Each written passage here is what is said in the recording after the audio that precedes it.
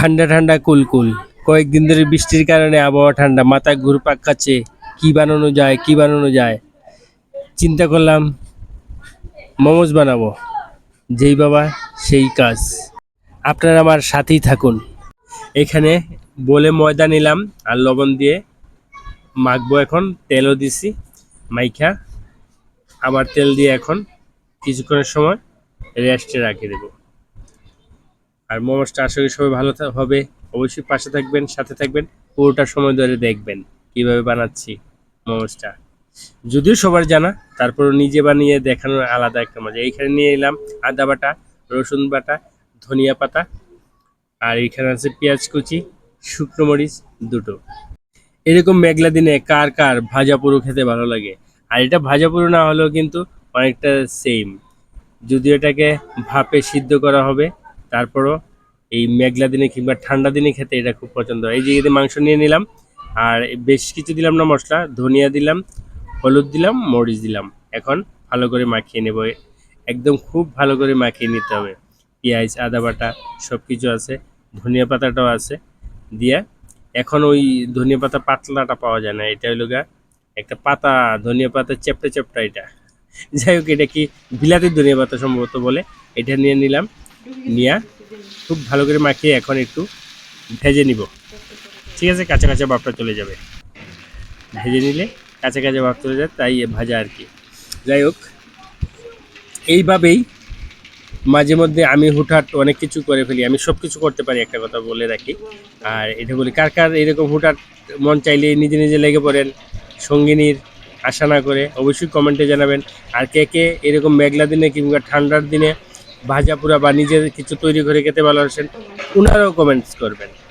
ঠিক আছে, হিন্নি এসে বলতেছে একটু লবণ কম হতে পারে, দিয়ে দেই। দিয়ে দাও, লবণ দিয়ে দিল, এখন ঢেকে দিল। আর আমরা এখন ওই পাশে চলে যাব। এইটার যে রুটি যে কি করে ময়দা দিয়ে করলাম, সেই ময়দা দিয়ে বড় একটা রুটি বানাবো। অনেক বড় সাইজের একটা রুটি বানাতে হবে। ঠিক আছে, এই যে আমার কাছে কিন্তু পরিশ্রম লাগে না। অনেকে যে পরিশ্রম, রুটি বলা পরিশ্রম, আমার না, আমি খুব আনন্দে আনন্দে করি। আর এই যে গ্লাস দিয়ে এটাকে গুল গুল করে নিলাম। হ্যাঁ, এই যে এইভাবে গুল গুল করে নিতে হবে। সবারই জানা আছে, তারপর আমি আমার প্রসেসগুলো জানাইতেছি এই আর কি। তারপর এই যে এদিকে রেডি, মাংসের কি মাঝে ইয়ে করছিলাম, পুরটা বানাইছিলাম রেডি। এখন এইগুলাকে এইভাবে দিতে হবে, বিভিন্ন শেপে বিভিন্ন ডিজাইনে বানিয়ে নিতে হবে। খুবই সহজ, তারপরও আমি ক্যামেরা করতেছি তাই দেখাইতেছি। আমি অনেক ধরনের ডিজাইন নিছি এখানে, অনেক ধরনের ডিজাইন করছি, মানে মনের মাধুরী মিশিয়ে যেটা মনে হয়েছে, যেভাবে মনে হয়েছে সেভাবেই অ্যাঙ্গেল দিয়ে দিছি। তেমন জটিল কিছু নাই। যারা বানান নাই তাদেরকে সাহস দেওয়ার জন্য এটা বলতেছি। কিছুই নাই, যেই শেপ দিবেন সেইটাই হয়ে যাবে অত্যাধুনিক। এরকম শেপ দিয়ে দিয়া সাজায় রাখতেছি। একটু ময়দা দিয়ে দিলাম যাতে লেগে না যায়।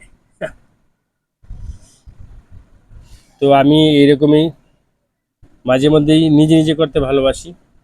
মন যেটা চাই নিজে, আমি সবটাই সবটাই রান্না করতে পারি, তেল ছাড়া। যেমন এই যে শেপ তৈরি হইলো। একটু মজা করে নিচ্ছি, মজা তো করতে হয়। তো যাই হোক, আমি তেল ছাড়া মাংস বানিয়ে ফেললাম পারি, মাছ তরকারি রান্না করতে পারি টোটালি তেল ছাড়া, উইদাউট অয়েল। কি কি ডিজাইন দিছি, অনেক ধরনের ডিজাইন, যেভাবে মনে চাইছে সেভাবে ডিজাইন দিছি। আপনাদের কোনো ইয়ে নাই। এই যে পাত্রে পানি দিয়ে গরম করে, তারপর আমি আর ইয়েটা ছিল, স্ট্যান্ডারটা ছিল, বাট এটা বসে না এখানে, তাই এই যে ঝুড়িটা আছে, ঝুড়িটা দিয়ে দিলাম এবং এটার উপরে সাজিয়ে সাজিয়ে দিলাম। আর স্ট্যান্ডারটা বড় হয়ে যায়, এইটা মিশ খায় না, সেজন্য সেটাকে বাদ দিয়ে দিলাম। আর এটা দিয়ে দিলাম, এটাতে হবে, আমি শিওর এটাতে হবে, তাই এটাতে দিয়ে দিলাম। সুন্দর করে সাজিয়ে দিতে হবে, তারপর ঢেকে দিতে হবে।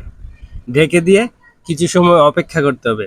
অপেক্ষা করার করতে চলে আসলাম অপেক্ষা করে, এবং আমাদেরটা তৈরি হয়ে গেল। দেখুন কি সুন্দর হয়েছে, একদম ঝরঝরে হয়েছে। তো সবাই ভালো থাকলেন, কেমন হলো অবশ্যই বলবা কমেন্ট করে। সবাই ভালো থাকবেন।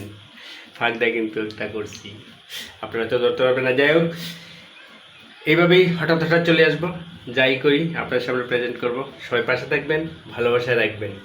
আজকে মোমোসটা কেমন হলো তৈরি অবশ্যই জানাবেন।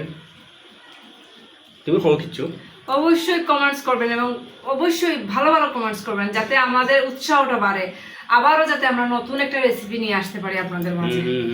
উৎসব বোধ করতে পারি। টাটা।